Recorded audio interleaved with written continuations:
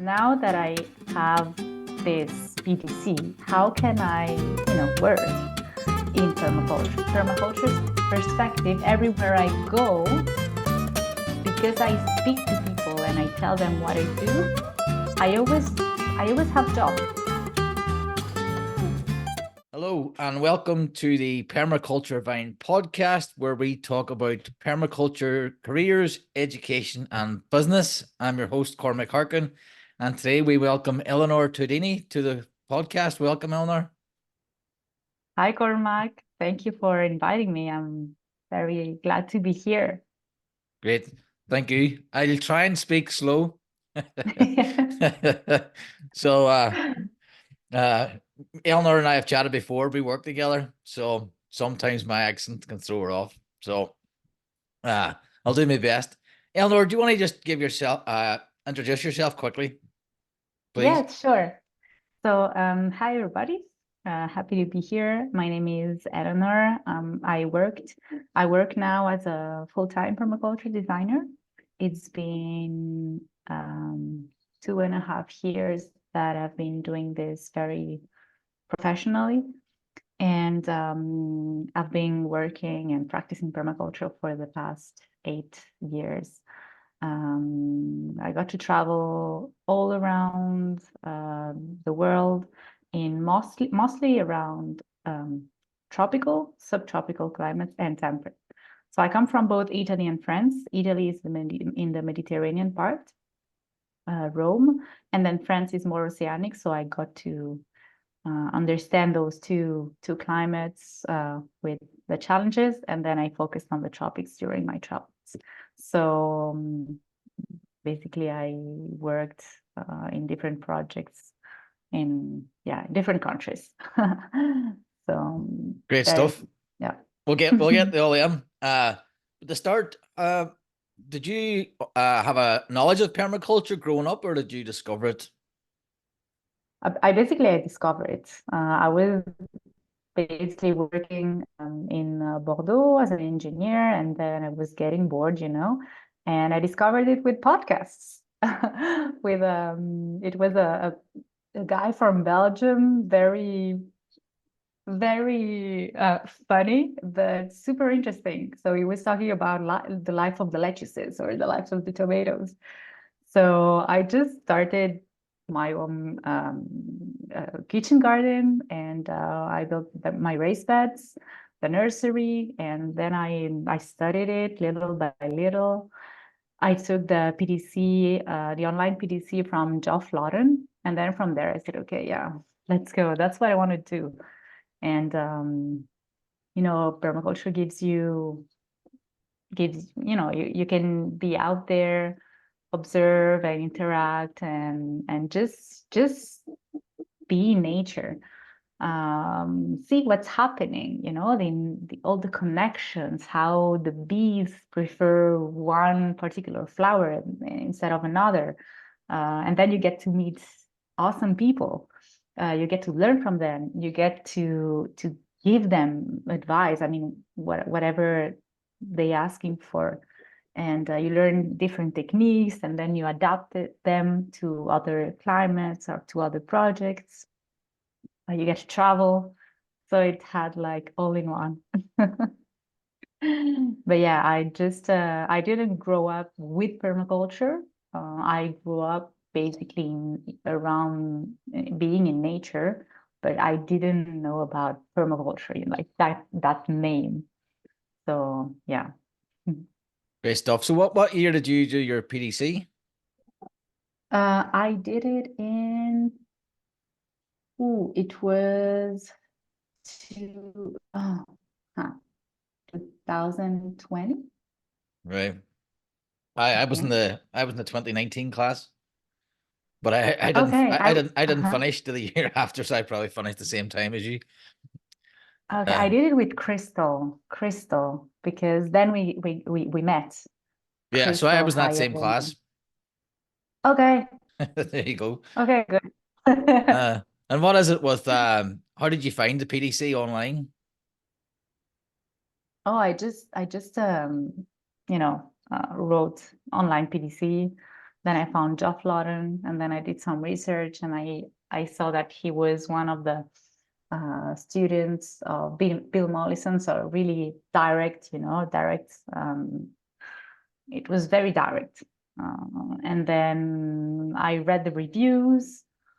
It was one of the best, actually. A lot of people went to Geoff Lawton. He has a lot of experience. So I said, okay, let's go. I invested what I need to invest. And then, yeah, I was basically studying for 8 months because it's kind of a master class. To me, it's a master's degree, but it was so interesting. I did it to my own pace, and then got my first project. I started actually by saying, okay, now that I have this PDC, how can I, work in permaculture with permaculture? And then I always used Facebook as a platform that can get you to know people. Then I said, okay, I am volunteering for doing your permaculture design to whoever needs it. The only thing that I need is you to pay me the travel expenses, the food and the accommodation. I can stay in your home. And then, I had a lot of people that told me, yeah, come here and I can host you for 1 month. I said, okay. So I did I analyzed, what would be best for me because I was in the south of France at that time. Then I went to Nice. I met a guy with 9 acres of land. No, 9 hectares of land, which Wow. is 18 acres. For your first job? Yeah. So it was kind of wow. Just ease yourself in there. And he was super cool. He was basically living alone with his dogs and his horses, and he wanted to,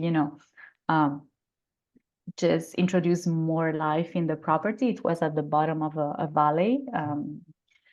And then, yeah, just did my first design, and then we went to the nurseries, we bought the trees, we planted the trees. It was very cool. And then I said, okay, I like it. Just keep on doing it. Then on the way back, I met another family with which I started a permaculture farm. And then for 3 months, we organized permaculture encounters, permaculture introductions to permaculture. I was not doing them. It was another permaculture designer because I was always learning, But then we got the mayor of the village in the event. We got different companies. It was just happening super fast at a great rate, a lot of success. And then because it was a lot of success, basically it was too much. So we decided to stop because they had a family also to take care, and we decided to slow down. So I went to Corsica because I was called by a friend to another project, and then they kept working on their farm. And now I'm probably going to meet them this month or next month just to reconnect, and because we're still friends. It's just that sometimes things happen so fast and you're a victim of your own success sometimes. So yeah, Well, but it was great.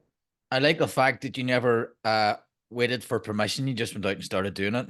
A lot of people Yeah. get stuck at that PDC point and go, what do I do now? But you just started, which is a great example. So if we can take you back to the PDC itself. So Jeff's running another PDC now at the minute. I think it's starting again up now. Yes. I would certainly recommend it to anybody. And there is a lot of content in it. So have you done an in-person PDC as well, or was it just online? just the one? I know some people have multiple PDCs. No, actually, I just did it online. And then I said, okay, it's cool to do PDC online because you can really go to your own pace. But then I need to practice. And then I was practicing on the projects that I was doing and on the projects that I was visiting, because I also like to meet people in their farms, to see how they harvest, how they grow food, how they live, basically, if they need animals, how they feed them, and how, like, all their systems. So I was just not doing projects, but I was also meeting people. And this is one of the most valuable parts, because sometimes, we think that, oh, I need to be a professional, so I need to work. Yeah, but you need to learn also. And you learn everywhere you go. You learn as you pass by the street and you see a bunch of wild weeds, that wild edible weeds. But I didn't do PDCs. I visited people on their farms, on their lands, and then I did some, 1 or 2 days courses on wild edibles, for instance, or syntropic systems. I did 1 week in Nice about syntropic systems. So it's like touching a little bit here and there, different things, and also, watching and learning by experience. I prefer, I like to do both theory and practice. So that's how I brought the technical knowledge from Geoff Lawton PDC to down to the earth, and then and then Yeah. I with Alan Campbell, we created ourselves a PDC for Thailand. So we were actually teaching at some point for Thailand, and I really liked it. It was very fun and well built, and we really took care about all the different chapters, and we adapted basically the PDC to what they needed. And then when I went there to Thailand after the exchanges, and I saw the project materializing, it's like, wow, I had the drone, and from the drone you could see the star pond, the moon pond. It was crazy. It's like, you design something, you build the structure, the architecture, you put your engineering mind into this, and then you see coming into life. It's like, wow. One of the greatest things. Yeah, what is it with engineers and permaculture? There's a lot of us. Yeah. uh, no, that's great. I like too the fact that you're learning. You get out there learning. Oh, just diving straight in. I've seen your digital designs. They're works of art. How did you Thank you learn? so How much. did you learn digital design?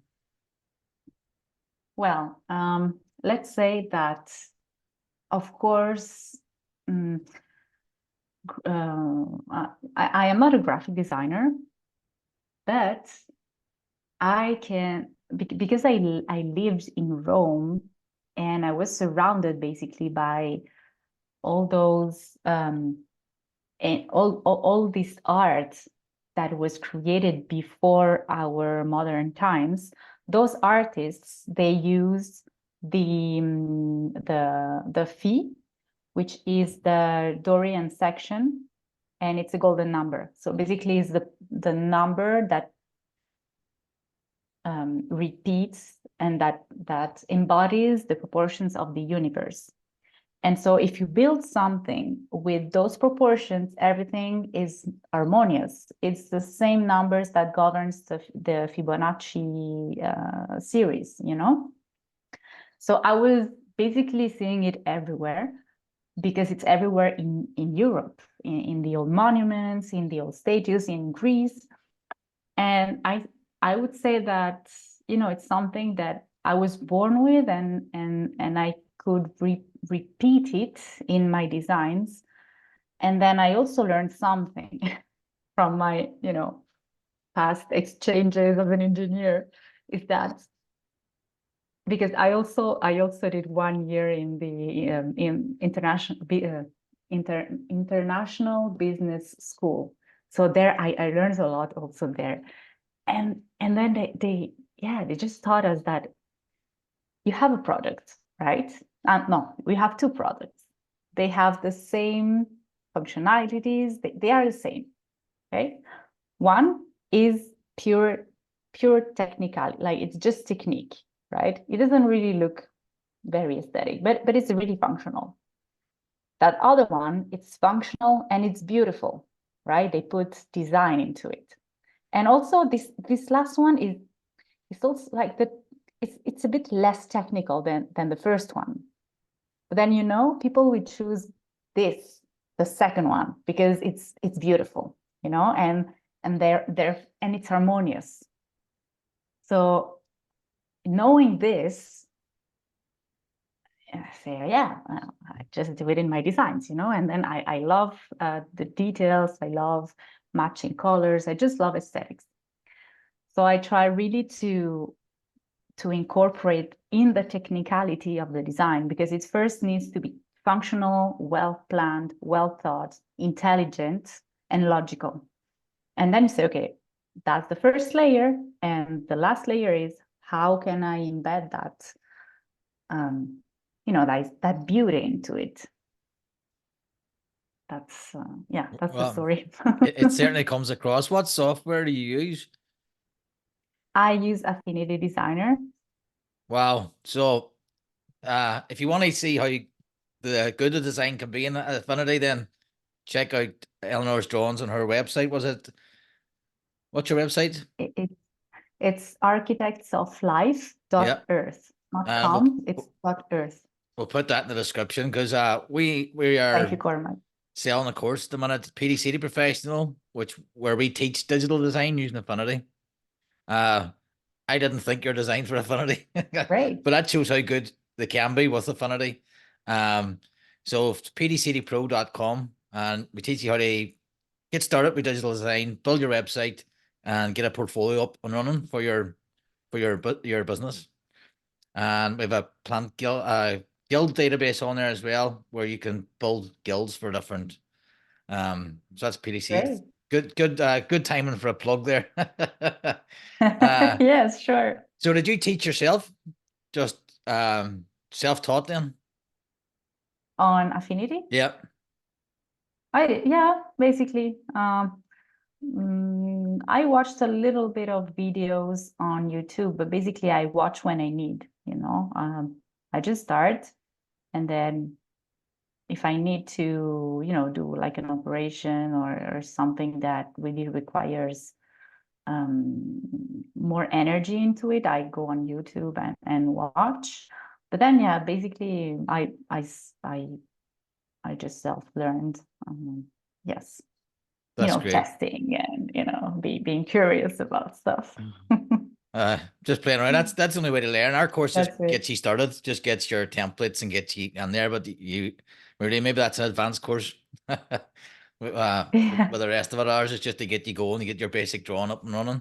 The artistic stuff's up to yourself then, because you can't teach somebody, I don't think, what you've done, because it's really you put the effort in, and you obviously observe. You mentioned a lot of places there. You're a bit of a nomad. Do you want to tell us about being a nomadic designer? Yes, with pleasure. So for the financial part, it's basically as you were paying a wage, so but instead of a wage, I'm paying hotels, or no, not hotels, more Airbnbs and travel expenses. And because I generally go in the tropics, travel in the tropics, life there is less expensive. So I can manage everything. So this is the financial part. It's not that complicated, actually. And on the organization part, well, it's a bit of a work, but I would say on the permaculture's perspective, everywhere I go, because I speak to people and I tell them what I do, I always have jobs. Like I always have work. And it's not even wanted, you know. It's like, okay, yeah, I do this. Oh, I need you. Come here and, you know. Mostly I don't really decide where I go. It's just, you know, it's just the call, like, okay, I feel attracted to that place, so I go. I generally travel during the winter here in Europe because you know, it's more pleasant to be in the sun. Like, this is my opinion. And yes, basically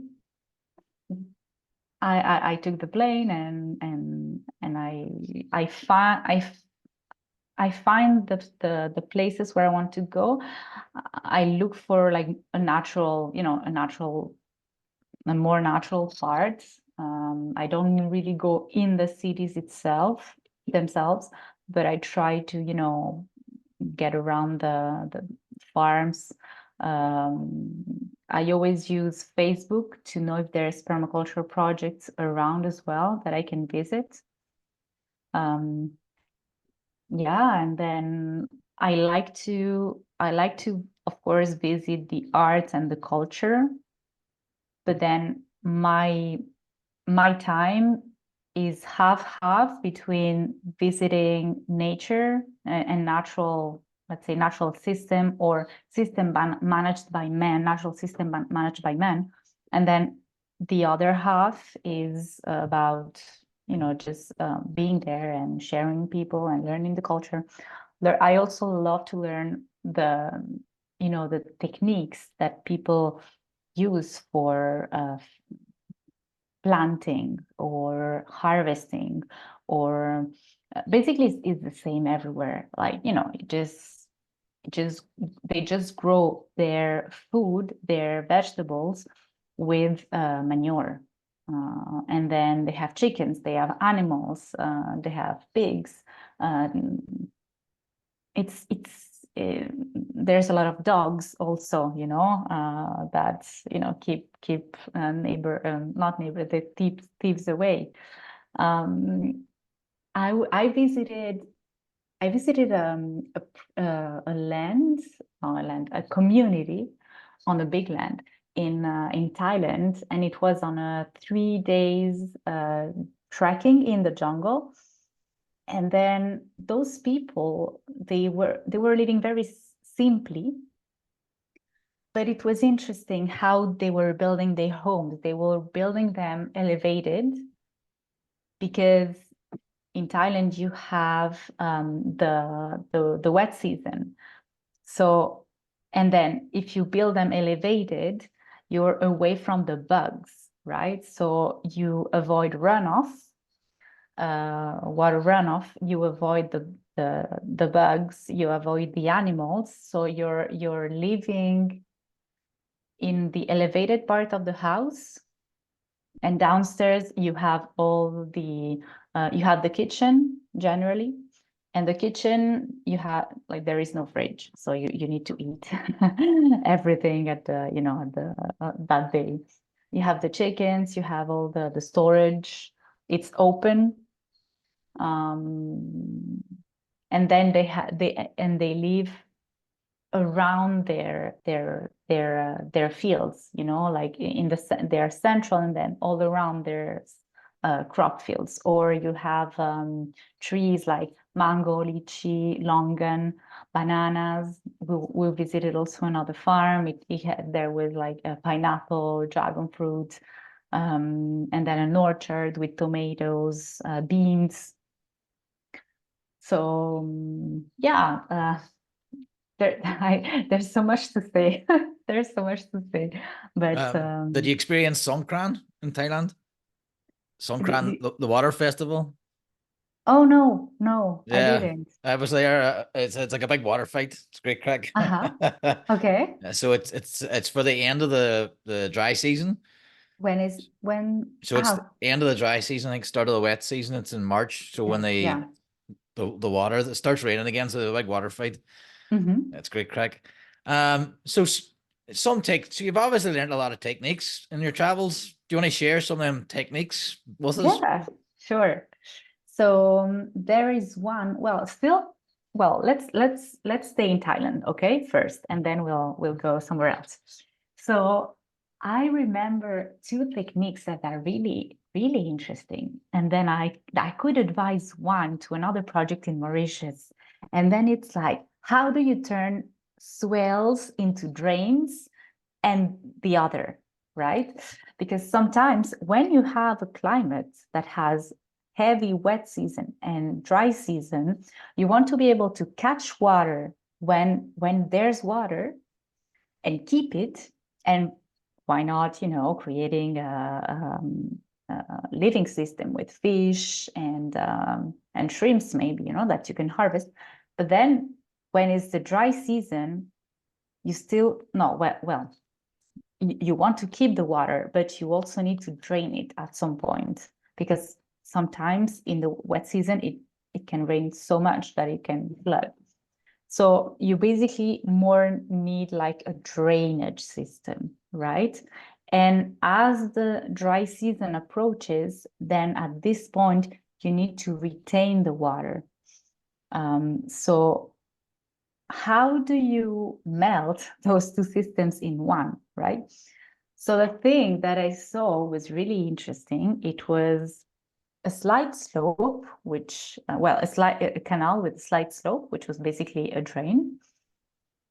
And then this was very useful for the wet season to evacuate the water. But then in the dry season, they were creating a little dam with earth bags that was basically retaining the water and turning that drain into, I would say, a canal or swale, but it's more a canal.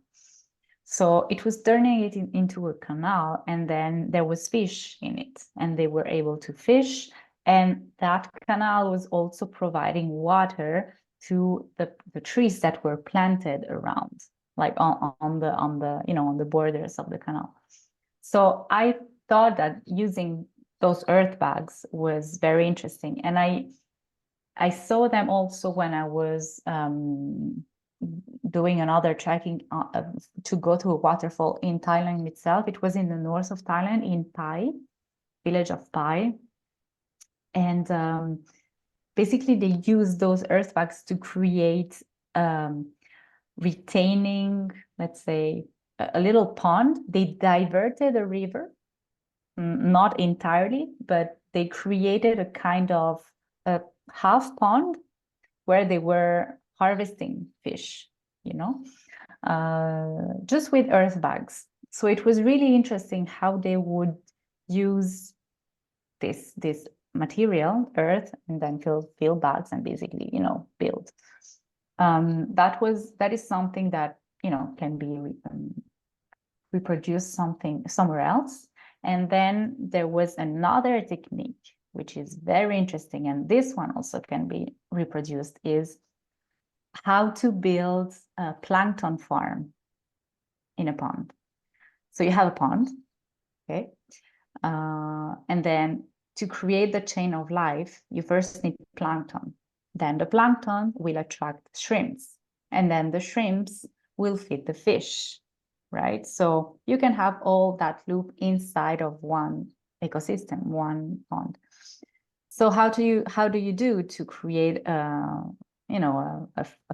plankton farm? Basically, you put 4 sticks on the edges of the pond, and then those 4 sticks, you basically make a cage with kind of a cloth, a cloth that retains whatever you put inside that cage, but then that is permeable. So, it's that thing that you put inside the cage gets wet, right? So, or you could also put a very thin net around those 4 sticks. But it has to touch the water, and it has also to be reachable by you when you fill that cage, when you fill it up. So what do you fill it up with? The dimensions of the cage are the square is about 1 square meter. The blueprint is 1 square meter, like 1 meter by 1 meter. And then, so you fill it up with layers of straw and cow manure, or horse manure, or whatever manure that you have. So you fill it up with those layers, straw manure, straw manure, straw manure. And then you reach you need to see it because as it decomposes, it will just go inside the pond. So you need to see when you need to fill it up. Basically, it's once every month, more or less. That was Dr. Woody's, the manager of the farm there, that Dr. Woody's creation.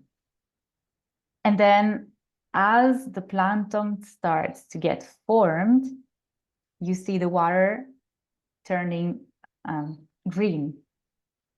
Okay, so the water turns green more and more. So this is the second thing. And then I have a technique which I always talk about because I think it's great, and I think it can solve one of the problems that we have right now when you plant a tree. And this is a technique that you can combine with another. So it's in the dry lands or in sandy soils that don't retain that much water. When you plant a young tree, you want the young tree to have access to water. And in soils that don't retain the water, it's a little bit difficult. So in order to maximize the potential for the tree to grow and to develop the root system and then be able to tap into the aquifer, but then it needs to live and survive for that 1 or 2 years of root development. You use prickly pear. So that friend of mine had a coconut field in Mexico on the coast of Oaxaca. And then he planted small coconut palms. Maybe they were just sprouting from the coconut. He planted them and, basically on sand. And he didn't do anything, just, and then left them for a year. But then he's not like it didn't work. They died. That's what he told me. So then he went to the old people of the village that were growing coconuts, and he said, "Okay, my coconuts died. What's your technique? What's your secret? How can you be successful when I am not? What I'm doing wrong, And they told him, "You need to plant those coconuts in a hole, and then around the hole, you need to cut prickly pear, in small dices. Is it dice? Yeah, dice. in small cubes. And then you put those small cubes inside the hole with the sand and with some earth if you find it. And then just leave it there." So those small dices, they have a water retaining gel, which is basically a sugar that turns water into a jelly form. Like it retains water in this jelly form so that the water doesn't evaporate, right? And this resource, it's a resource of water to which the roots of the young tree will tap into, right? And then this is not just a resource, but this is water that attracts also more water around it and in it. So we know that where there's water, water attracts water, right? So it acts like an attractor, a magnet also. And this was like, wow, it's like, it's super interesting. This is an ancient technique that was applied for, I would say centuries in Mexico on that coast of Oaxaca. And then he got it. And then he told this to me. And, I was working on another project. It was in the Mediterranean area in Corsica. And we said, okay, let's just plant those raspberries with the prickly pear in a hole and let's see how they do. So I got pictures of the raspberries that were the line of raspberries that were planted with those cubes and without. And those ones planted with those cubes, they were more green, more lush. They had more, vegetation and they had more biomass. Also because raspberries, they love water and sun. It's like the lemongrass of the tropical the temperate climates. Great Same stuff. thing. There's definitely a book in there. Do you document this stuff, or do you journal it or blog it, or have you made a Well, note I of these techniques? should. I should. They are all here, in my Yeah, mind. yeah. And I think you then need to get them out some way, and whether it be a book or a blog, or just share them, because it's good that you're sharing stuff from there. You took some stuff from Mexico to yeah. Europe. Yes. And Yeah, then, there's a lot of different combinations that you do, like dragon fruit. Dragon fruit, it climbs on super tall trees. It climbs in the forest. It grows wild in the forest. But then you can use a tree as a trellis to make it climb, you can, yeah, you have different guilds that grow really, really good together. Yeah, yeah. You see, there's we so, we we, so we many could things. we could be all day. uh, Yeah. so I take it. What do you like the most about permaculture design, I or like the being a human permaculture interaction. designer? Yeah, I like the human interaction. Um, I like the education part of it, when people learn that they can actually grow food and it's not that complicated, and see that sparkle in their eyes, see that, yeah, there's hope, you know. Um, of course, like nature, I need it, and it's not even like something that I'm telling because I need it, and I'm always outside, so that is something really cool. Um, yeah, there's the travel part. I think it's a whole. But yeah, I would say probably the social interaction it's what comes with being in nature, as first thought. Yeah. Great stuff. You are What do you like in permaculture? What's your best I'd be part? the same as well. It's meeting people. I like the interaction with the clients or stewards, whatever. Mhm. I like that interaction. I like learning. Um, so for me, I'm still I have limitations on what I can do, so I still work part-time. So I have time restrictions. I have Mhm. young family, 3 young kids, so I have that Yeah. restrictions. But what do they say? With the most restrictions comes the most elegant designs. So Yes. I'm trying to still design my life so I can become a full-time permaculture designer. So Okay. trying to build a business here, trying to build my own practice where I can do designs in person, and then working for Food Forest Abundance helps getting the freelance work. Hmm. Um, so I would be definitely the people and the mental health benefits as well from being out in the garden. Yeah. Not you're ill, it's just that you just makes you feel good. Hmm. Yes, And that's the it. engineer side then is like building stuff, being happy I've built stuff after it. It's like, no, I've created Uh-huh. that. So you're building stuff, creating the artistic side, um, like being an engineer as well as that. Well, it's not associated with creativity.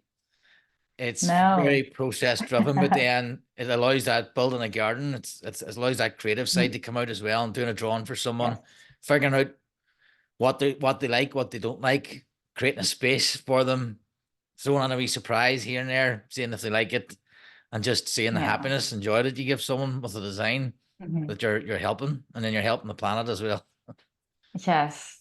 And Yeah. the process is really interesting. Like building the architecture, because there is the client, the steward, there is the land. So what does the steward want and what does the land want? Like, there's like, because the land also is a living entity. And then there's you. What can you bring to the project? So you have that intersection between those 3 points, which is the best design that can, come out after this. And you as a designer, you are basically the communicator, the mediator in between what the land can offer and what the steward of the land needs from the land, but also the steward needs to give energy, give attention, and then the land would respond. And you're here, doing the mediation in between the two because you have this knowledge that can help in making it logical, structured, functional in between the two. And yeah, building the architecture is also like, I think it's the best part. I think it's the best part. And then Yeah. you come to, the bone, like the architecture is the bones.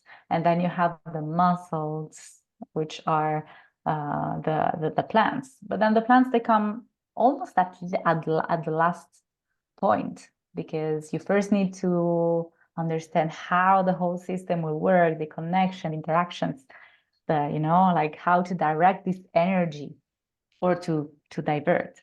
So Aye, that's because cool. when I tell people I'm a permaculture designer, they think I'm a plant expert straight away, Yeah, and I know all these plants. It's like, yeah. no, the plants. Companion plantings. What? Do you get like, oh, permaculture, it's tomato with basil, right? And it's like Yes, not an so afterthought, but as you say, the plants come at the end. The plants, the mhm, icing on the cake. That's the way I look at it. So, and then you can research the plants for that area. But mhm, for my designs, I like to keep it simple because, because most of my designs have been for beginner gardeners. uh-huh, So putting the whole hundreds of different odd species in yeah, for me, I always just try and stick to the basics whilst I'm developing my plant knowledge. Um, yes. so it's good that you're all around the world. You're actually seeing all these things all over the place. So what's next for you? Is there any plans for the future? Oh, yeah. Well, there's different things. Basically, right now, I need to. Well, I just finished publishing a new course.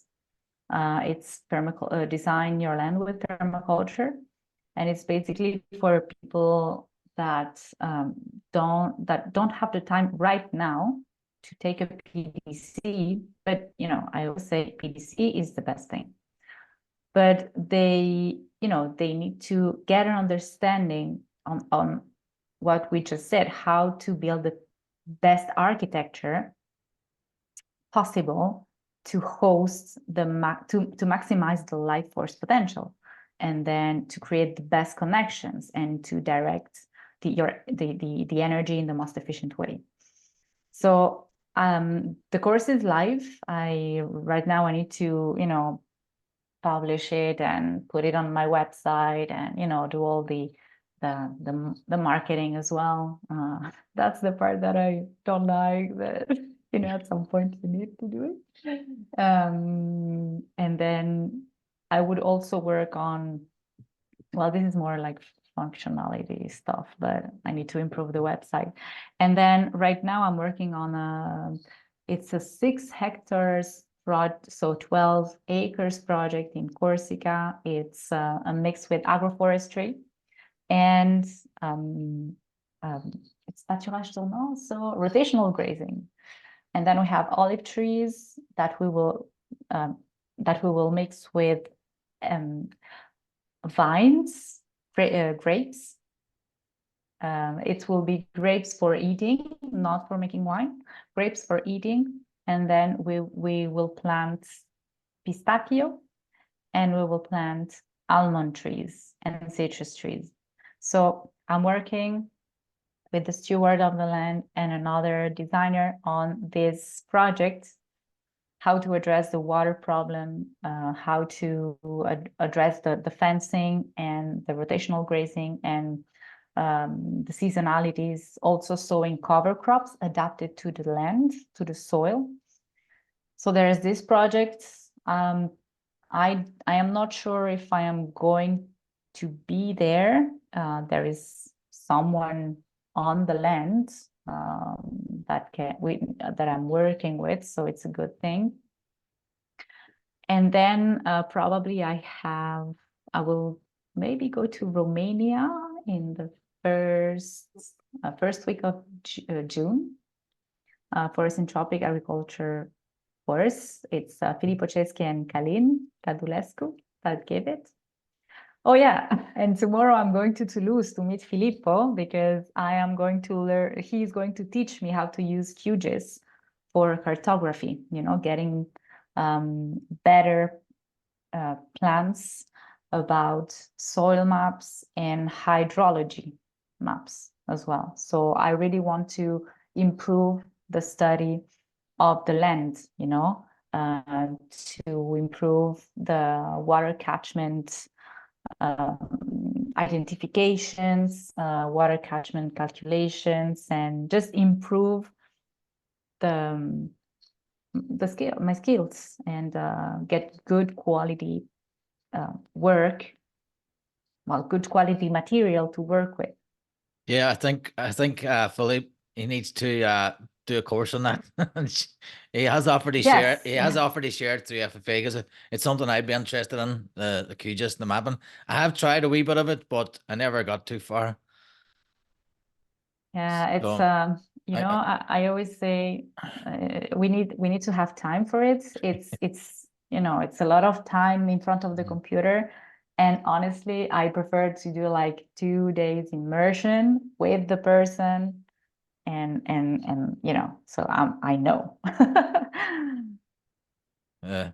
Great stuff. So I'll put all your links in the notes there. Do you do strategy sessions? I do, yes, I do. I'll put your strategy session link in the description if anybody wants a strategy call with you. Okay, great. If you like. Thank you, Cormac. And any links as well for your courses as well. When you launch them, just give us a shout and we'll publish them on Vine for you.